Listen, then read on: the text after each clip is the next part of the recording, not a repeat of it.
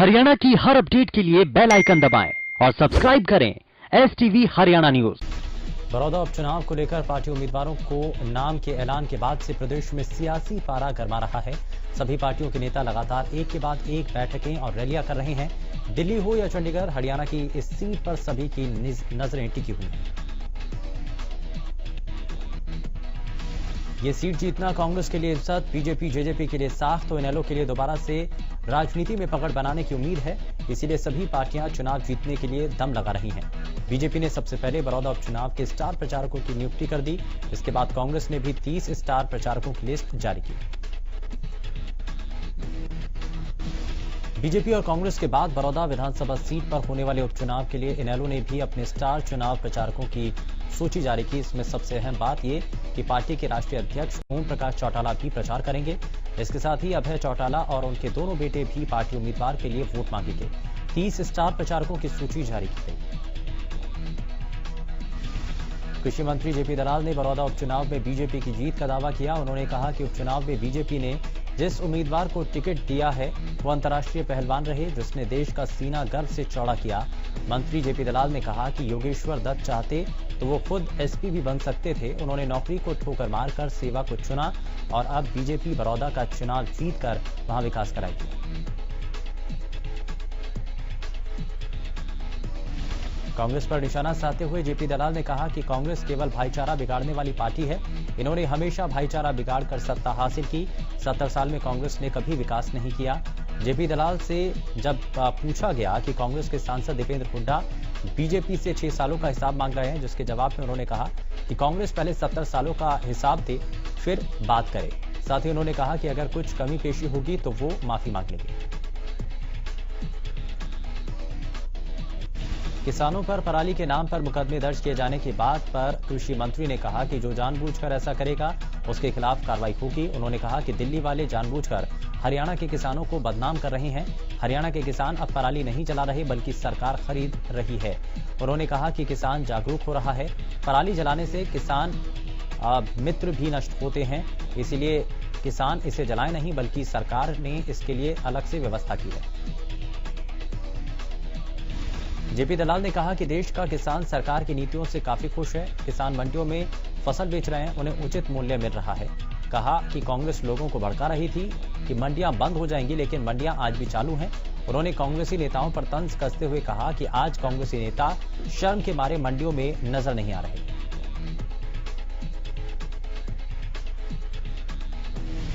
JP दलाल ने कहा कि कांग्रेसी ही बीजेपी को बड़ौदा उपचुनाव जितवा देंगे। उन्होंने कहा कि पिछले चुनाव में हुड्डा अपना कांटा निकालने में लगे रहे और इस बार शैलजा अपना कांटा निकाल देगी। जेपी दलाल ने कहा कि कांग्रेसी अपनी लड़ाई में ही लगे रहते हैं। बीजेपी छोड़कर कांग्रेस और इनेलो में जाने वालों पर चुटकी लेते हुए जेपी दलाल ने कहा कि जिसका सूत नहीं बैठा वो जा रहा है, उससे कोई फर्क नहीं पड़ता। बीजेपी प्रदेश अध्यक्ष ओपी धनखड़ ने विरोधियों पर निशाना साधा। कांग्रेस पर निशाना साधते हुए धनखड़ ने कहा कि कांग्रेस के पास झूठ बोलने के अलावा कोई काम नहीं। कांग्रेस का झूठ बीजेपी सरकार कभी नहीं बिकने देगी।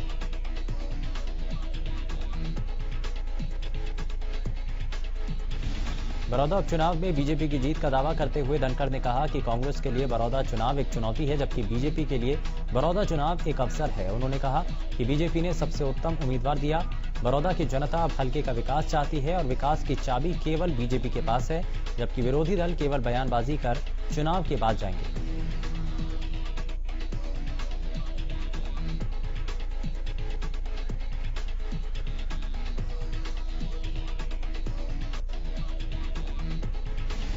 कृषि कानूनों पर बोलते हुए धनखड़ ने कहा कि निश्चित रूप से एमएसपी जारी रहेगी। अगले 15 साल बाद भी मंडियों में एमएसपी की फसल की अनाज मंडियों के सामने से घूंघट निकालकर निकलना पड़ेगा।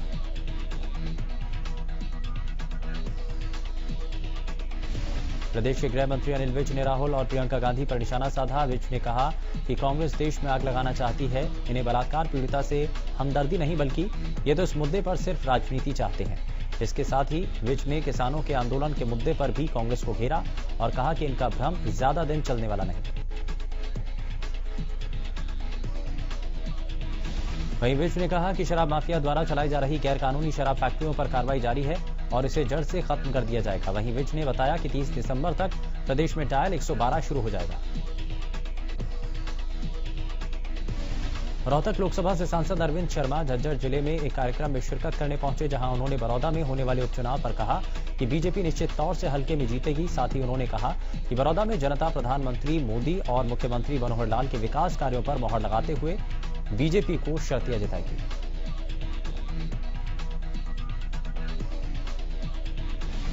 हरियाणा के परिवहन एवं खनन मंत्री मूलचंद शर्मा ने अपनी बल्लभगढ़ विधानसभा क्षेत्र के वार्ड 37 भगत सिंह कॉलोनी का जायजा लिया। करीब 54 लाख रुपए की कीमत से बनाई जाने वाली 5 गलियों के निर्माण कार्य का शुभारंभ किया। इस मौके पर कॉलोनी वासियों ने परिवहन मंत्री का जोरदार स्वागत किया।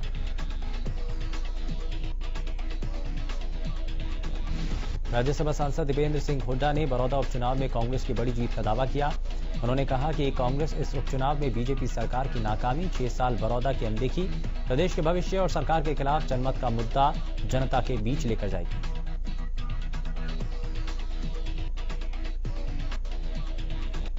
साथ ही हुड्डा ने कहा कि यह उपचुनाव आम चुनाव का सेमीफाइनल है। बड़ौदा की जनता तय करेगी कि अगली बार भूपेंद्र सिंह हुड्डा के नेतृत्व में कांग्रेस की सरकार बनेगी या मनोहर लाल के नेतृत्व में।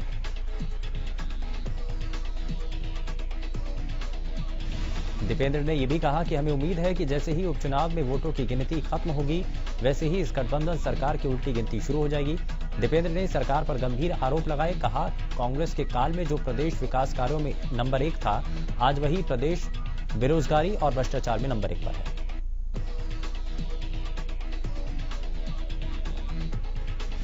समाजवाद की स्थापना कर विश्व को प्रेम और भाईचारे का रास्ता दिखाने वाले महाराजा अग्रसेन की जयंती के मौके पर भव्य कार्यक्रम किया गया। सिरसा में भगवान परशुराम चौक पर स्थित अग्रवाल सेवा सदन में आयोजित कार्यक्रम में विधायक गोपाल कांडा के अनुज, श्री बाबा तारा कुटिया के मुख्य सेवक गोविंद कांडा बतौर मुख्य अतिथि शामिल हुए। महाराजा अग्रसेन जी के एक ऐसा नाम जिन्होंने समाजवाद की स्थापना में महत्वपूर्ण भूमिका अदा की। महाराजा अग्रसेन जी की जयंती मनाई जा रही है। सबसे पहले महाराजा अग्रसेन अग्रवाल सदन में हवन का आयोजन किया गया, जिसमें अग्रबंधुओं ने आहुतियां डालकर विश्व कल्याण के लिए कामना की। कार्यक्रम का शुभारंभ मुख्य अतिथि गोविंद कांडा ने महाराजा अग्रसेन जी की प्रतिमा के समक्ष दीप प्रज्वलित और माल्यार्पण कर किया। इस मौके पर उन्होंने मौजूद अग्रबंधुओं को संबोधित करते हुए कहा कि महाराजा अग्रसेन जी ने हर जाति वर्ग के कल्याण के लिए ही समाजवाद की स्थापना की। 1 रुपया और 1 ईंट का संदेश सभी के लिए था। उन्होंने कहा कि महाराजा अग्रसेन जी के 18 पुत्र थे और उनके पुत्रों के नाम पर ही कुल के नाम रखे गए। गोविंद कांडा ने कहा कि केंद्रीय गृह मंत्री अमित शाह गोयल परिवार से हैं और हम उनसे मांग करते हैं कि ऐसा कानून बनाया जाए जिसके तहत 101 ईंट प्रदान कर जरूरतमंदों की मदद की जाए। इस अवसर पर गोविंद कांडा ने कहा कि वो राजनीति नहीं बल्कि राजनीति के माध्यम से जनसेवा करने आए हैं और जनसेवा ही उनका प्रमुख ध्येय है। ये क्षेत्र का विकास करवाना चाहते हैं, क्षेत्र के युवाओं को रोजगार उपलब्ध करवाना चाहते हैं। उन्होंने कहा कि अगर समाज के लोग संगठित होकर संघर्ष करें तो हर उद्देश्य हासिल किया जा सकता है। आज शारदीय नवरात्र का दूसरा दिन है। दूसरे दिन मां दुर्गा के दूसरे रूप मां ब्रह्मचारिणी की पूजा की जाती है। हिंदू धर्म में नवरात्रों के 9 दिनों का बहुत ज्यादा महत्व होता है। नवरात्र में देवी के 9 रूपों की पूजा धूमधाम से की जाती है। शारदीय नवरात्र के दूसरे दिन शक्तिपीठों में सुबह से ही माता के दर्शनों के लिए श्रद्धालु पहुंच रहे हैं। यहां कोरोना संक्रमण को देखते हुए विशेष निर्देश दिए गए, जिनका पालन करते हुए भक्त मां दुर्गा के दूसरे रूप के दर्शन कर रहे हैं। नवरात्र को लेकर अंबाला के मंदिरों में श्रद्धालु सुबह से अपने परिवार के साथ माता रानी के दर्शन करने के लिए पहुंच रहे हैं। कोरोना संक्रमण की वजह से मंदिरों में सोशल डिस्टेंसिंग का ध्यान रखा जा रहा है। श्रद्धालु भी मंदिर में की गई व्यवस्थाओं से काफी खुश नजर आए। उनका साफ तौर पर कहना है कि मंदिर की तरफ से कोविड-19 को मद्देनजर रखते हुए पूरे पुख्ता इंतजाम किए गए हैं। उधर नवरात्रों में पुलिस प्रशासन भी पूरी तरह मुस्तैद है। नवरात्र के दौरान सभी मंदिरों में पुलिस की निगरानी बढ़ा दी गई और पुलिसकर्मी भी श्रद्धालुओं से अपील कर रहे हैं कि वो भी कोविड-19 के खतरे को देखते हुए नियमों का पालन करें। अंबाला में स्वास्थ्य मंत्री अनिल विज से मिशन अस्पताल के निदेशक, चेयरमैन, मैनेजिंग डायरेक्टर सहित कई लोगों ने मुलाकात की। इस दौरान निदेशक डॉक्टर सादिक ने गृह मंत्री के फिलाडेल्फिया अस्पताल को मेडिकल कॉलेज बनाने की मांग रखी, जिस पर अनिल विज ने हर संभव मदद का आश्वासन दिया है।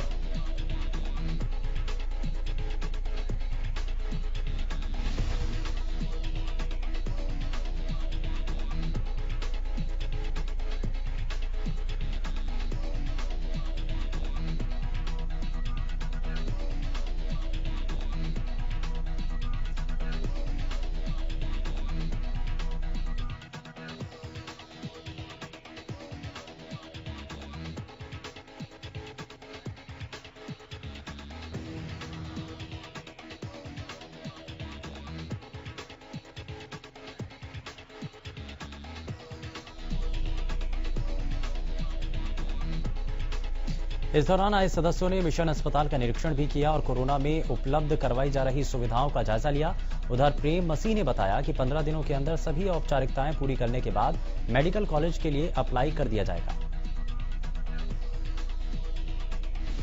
कोरोना काल में बंद हुई बसों की सर्विस अब फिर से शुरू हो गई है। ऐसे में हरियाणा पंजाब दोनों राज्यों के बीच सफर करने वाले यात्रियों का सफर अब पहले की तरह सुखद हो गया है।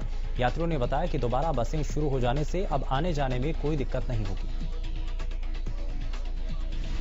कुटू का आटा खाने से करनाल में 25 लोग बीमार हो गए। लोगों के बीमार होने के कारण व्रत में कुटू का खाना बताया जा रहा है। कुटू के आटे का खाना खाने के बाद लोगों ने पेट दर्द, उल्टी, दस्त, बदन दर्द की शिकायत के चलते अस्पताल पहुंचे। जिन सामने हैं जहां एक दबंग ने सड़क किनारे दुकान लगाने वाली महिला और उसके पति के साथ मारपीट की। उसकी दुकान में रखे सामान को सड़क पर फेंक दिया। पीड़ितों का आरोप है कि जब पीड़िता और उसका पति इसकी शिकायत करने पुलिस चौकी पहुंचे तो पुलिसकर्मियों ने उन्हें धमकी देकर वहां से भगा दिया। करनाल में बैंकों, आढ़तियों और सेलर मालिकों से करीब 600 करोड़ रुपए का घोटाला करने वाले राइस मिल के मालिक ने कोर्ट में सरेंडर किया। आरोपी को 7 दिन की रिमांड पर लिया गया था, जिससे पूछताछ की जा रही है। इस मामले की जांच इकोनॉमिक सेल कर रहा है।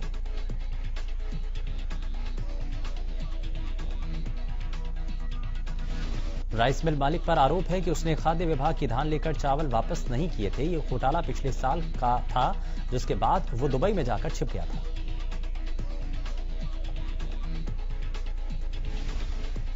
सरपंच के खिलाफ महापंचायत हुई। सोहना विधानसभा के सबसे बड़े राजपूत बामुल्य गांव भोंची की सरपंच पर राम मंदिर की जमीन पर अवैध रूप से रेजोल्यूशन कर पुलिस थाने के नाम किए जाने के बाद गुस्साए ग्रामीणों ने पंचायत घर में महापंचायत का आयोजन किया। जिस पंचायत में पहुंचे सैकड़ों ग्रामीणों ने सरपंच द्वारा रेजोल्यूशन किए जाने का विरोध जताया और सरपंच द्वारा किए गए रेजोल्यूशन को कैंसिल किए जाने की मांग की। इस बार फिर कालावली में धान का खेल शुरू हो गया। रविवार को कालावली के एसडीएम निर्मल नागर को गुप्त सूचना मिली कि कालावली के ओढ़ा रोड पर क्रांतिकारी चौक पर ट्रक जो कि राजस्थान नंबर का है और धान भरकर उत्तर प्रदेश या बिहार से आया हुआ है। उपमंडलाधीश ने तुरंत प्रभाव से एक्शन लिया और पुलिस ने गाड़ी को कब्जे में लिया। धान लेकर पहुंचे ट्रक के संचालक का कहना है कि उसने पंजाब में जाना था और हरदोई से आया है।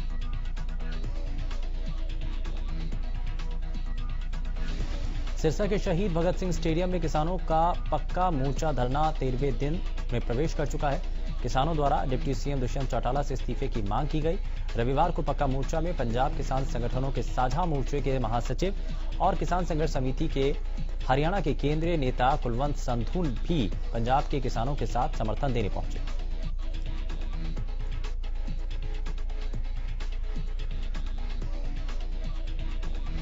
कुलवंत सिंह संधू ने कहा कि किसानों के हकों की लड़ाई पंजाब हरियाणा मिलकर लड़ेंगे। उन्होंने बताया कि 26 और 27 नवंबर को दिल्ली में लाखों लोग शामिल होंगे और सरकार को किसान विरोधी काले कानून वापस लेने के लिए मजबूर करेंगे।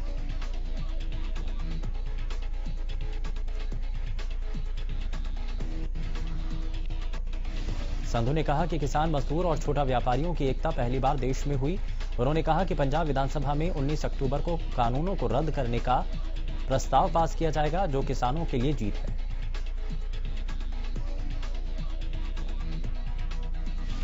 सिरसा के बरनाला रोड स्थित पार्क में ग्रामीण सफाई कर्मचारियों ने प्रशासन और सरकार के खिलाफ मोर्चा खोल दिया।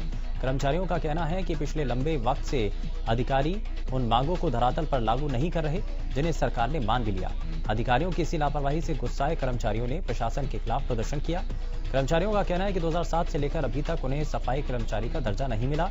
तनख्वाह के बजाय उन्हें मानदेय दिया जाता है, वो भी समय पर नहीं मिलता।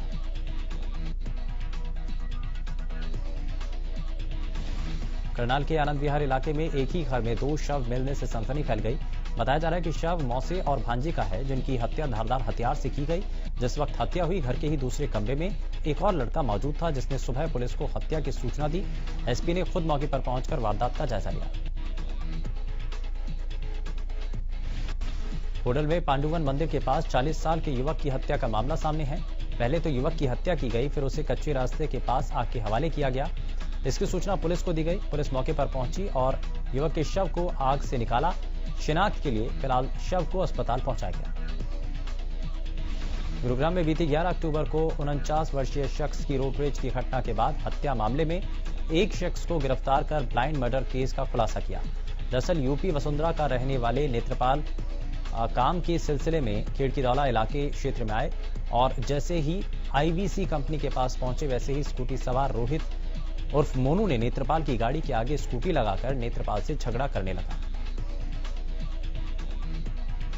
49 वर्षीय नेत्रपाल ने युवक को समझाने की कोशिश की, लेकिन युवक नहीं माना।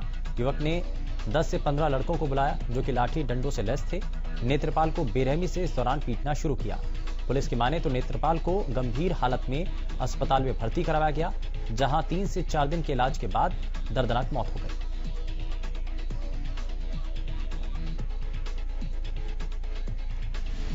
गुरुग्राम क्राइम ब्रांच ने नकली शराब पर आर्मी कैंटीन का लेबल लगाकर शराब तस्करी को अंजाम दे रहे कुख्यात शराब तस्कर सतीश उर्फ तीशे को गिरफ्तार करने में सफलता हासिल की। क्राइम ब्रांच ने मुखबिर की सूचना पर बीती 28 सितंबर को सूरत नगर इलाके के गोदाम में रेड कर 500 पेटी बिना लेबल की शराब और सीएसडी कैंटीन के हजारों लेबल बरामद कर 2 युवकों को गिरफ्तार किया। एसीपी क्राइम की माने तो पुलिसिया पूछताछ में साफ हुआ कि तीशे इस शराब गोदाम में नकली शराब पर सीएसडी कैंटीन का लेबल लगाकर दिल्ली एनसीआर में बेचा करता था। हरियाणा के बाकी जिलों में शराब तस्करी की अवैध तस्करी को अंजाम देता है। पुलिस की माने तो इस कुख्यात तस्कर के खिलाफ एक के बाद एक कई रेड को अंजाम दिया गया और हर रेड में बिना लेबल की नकली शराब पुलिस को बरामद हुई। सूत्रों की माने तो शराब तस्करी में कम सजा के प्रावधान के चलते कुख्यात शराब तस्कर काफी समय से एक्टिव था। फरीदाबाद में रफ्तार का कहर देखने को मिला, जहां एक ट्रैक्टर ने साइकिल सवार बच्चे को रौंद दिया। हादसे में बच्चे की मौके पर ही मौत हो गई। सूचना पाकर मौके पर पहुंची पुलिस ने शव को कब्जे में लेकर आरोपी ट्रैक्टर चालक को गिरफ्तार किया। हांसी के सिसाई गांव में रविवार दोपहर दर्दनाक सड़क हादसे में बाप बेटे की मौत हो गई और पत्नी गंभीर रूप से घायल हुई। बाइक सवार परिवार चौराहे को पार कर रहा था। इसी दौरान दूसरी तरफ आ रहे कैंटर और बाइक की भीषण टक्कर हो गई। टक्कर इतनी तेज थी कि बाइक के परखच्चे उड़ गए और बाइक सवार सिसाई गांव निवासी सूरजमल और अंकुश की मौके पर मौत हो गई। हादसे में गंभीर रूप से घायल पत्नी राजबाला को राहगीरों ने सिविल अस्पताल पहुंचाया। हादसे के बाद कैंटर चालक फरार है। फरीदाबाद के नेशनल हाईवे 19 पर तेज रफ्तार पिकअप गाड़ी ने स्कूटी को टक्कर मार दी। युवकों को टक्कर मार दी गई और हादसे में स्कूटी सवार एक युवक की मौत हो गई, जबकि दूसरा गंभीर रूप से घायल हो गया। सूचना पाकर मौके पर पहुंची पुलिस ने आरोपी को गिरफ्तार कर लिया। बरवाला की एक कॉटन मिल में अचानक आग लग गई। सूचना पाकर मौके पर पहुंची फायर ब्रिगेड की टीम ने 10 गाड़ियों के द्वारा कड़ी मशक्कत के बाद काबू पाया गया। आग से करीब 10 से 15 लाख रुपए के नुकसान का अंदाजा लगाया जा रहा है।